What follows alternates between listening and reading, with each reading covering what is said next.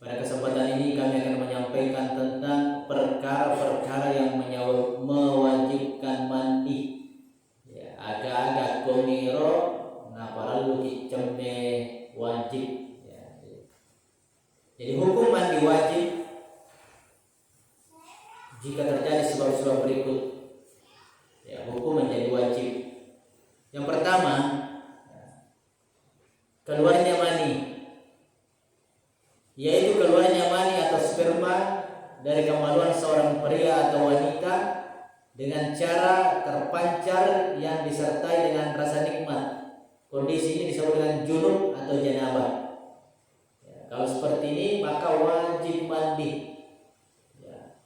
Walaupun mungkin ada beberapa orang yang tidak tahu. Ya. Bisa saja orang yang tidak pernah mendengar itu tidak tahu kalau harus mandi. Ya, mungkin mandinya ya mandi karena pagi saja, ya, mandi karena ya, kebiasaan saja.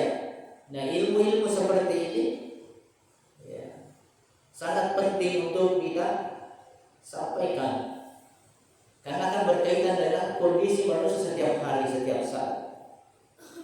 Ya, mungkin kalau tidak pernah mendengar ya, pengantin baru atau anak muda yang sudah balik tidak tahu. Padahal ini wajib. Rasulullah Allah Subhanahu wa taala berfirman, "Dan jika kamu dalam keadaan junub, maka mandilah." Al-Qur'an surah Al-Maidah ayat 6. Jadi harus mandi. Kalau ada keluar mani sperma yang terpancar, ya, karena kalau ada yang tidak terpancar itu namanya mati. Tidak terpancar itu mati namanya. Maka itu tidak wajib mandi, cukup dibersihkan kemudian berwudu. Ya, beda mani. Rasulullah sallallahu alaihi wasallam bersabda kepada sahabat Ali radhiyallahu anhu, "Fa idza qadakhta al-ma'a faghtasil." Jika kamu telah memancarkan air atau mani, ya, maka mandilah.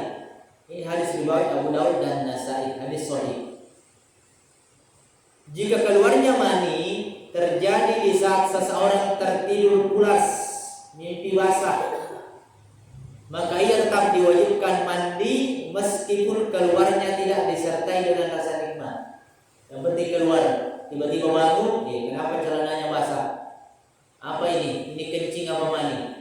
Ya, kalau kencing ada baunya, kalau mani tidak, seperti kencing baunya, dia kental. Dalam kondisi ini, ia hanya berpatokan pada adanya keyakinan yang menunjukkan bahwa air yang keluar itu adalah mani. Hal ini berdasarkan sabda Rasulullah SAW ketika beliau ditanya oleh Ummu Sulaim radhiyallahu anha, apakah seorang wanita wajib mandi jika ia bermimpi? Ya, wanita. Maka beliau menjawab, "Na'am, idza ra'atil ma'." Ia wajib mandi jika mendapati adanya cairan atau mani. Ini hadis riwayat Bukhari dan Muslim.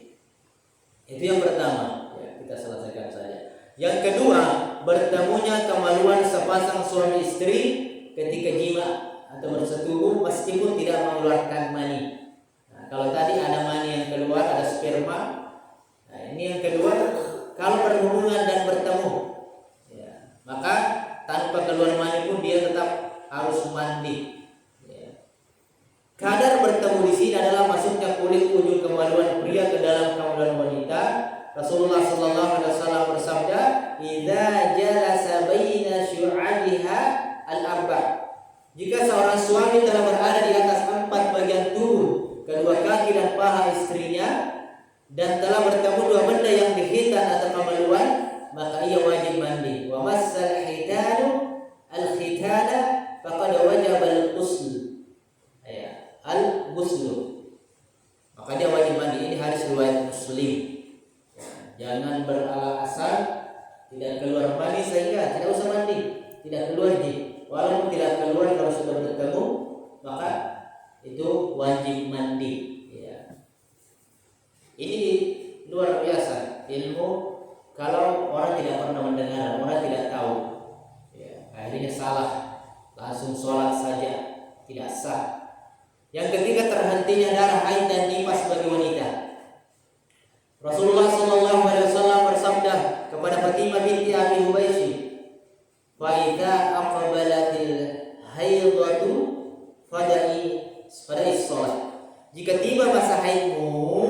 tinggalkanlah sholat, jangan kau sholat kalau waktunya haid. Ya. Wa idza adbarat fahtasili, ya. Dan bila telah berhenti, kalau sudah berhenti haid, tsumma sholli, maka mandi dan sholatlah. Fahtasili, maka mandi kemudian sholatlah. Hadis riwayat Bukhari. Yang keempat, meninggal dunia. Ya, ini wajib semua mandi. Jika seorang muslim meninggal dunia, maka ia wajib dimandikan. Rasulullah sallallahu alaihi wasallam bersabda di saat kematian putri beliau Zainab radhiyallahu anha, "Irsilnaha thalathan." Mandikanlah ia 3 kali, au khamsan atau 5 kali, au aktsara min dzalik atau lebih dari itu. Dzalika in ra'aitun dzalik, jika kalian memandang hal itu perlu. Hadis riwayat Bukhari dan Muslim. Ya, mandikan orang yang mati, kecuali nanti yang mati syahid tidak usah dimandikan. Kalau mati-mati biasa mandikan, wajib. Begitu juga perintah beliau terhadap orang yang meninggal saat berihram.